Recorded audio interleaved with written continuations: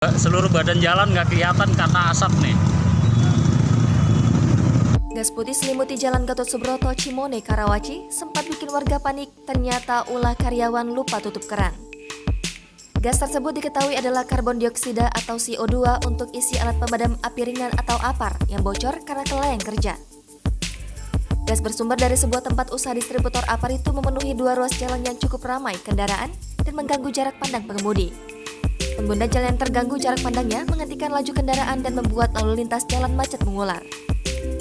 Kejadian itu sempat viral melalui video yang disebarkan oleh warga di media sosial. Kapolsek Karawaci, Komisaris Hasolowan Situmarang menjelaskan itu bukan gas bocor, melainkan akibat kelalaian karyawan yang lupa menutup keran gas. Karyawan sempat panik, terus lama terbuka akhirnya CO2 itu memenuhi jalanan. Hasolowan pun memastikan gas itu bukan oksigen, serta bukan gas yang bersifat beracun dan mudah terbakar. Itu adalah liquid CO2, bahan APAR yang biasa diisi untuk tabung APAR. Bahannya itu bentuknya dry ice. Kalau keluar dari tabung seperti es kering, jadi berasap seperti itu. Gas itu menghilang dalam waktu sekitar 30 menit. Setelah itu, lalu lintas jalan yang terdampak pun kembali lancar.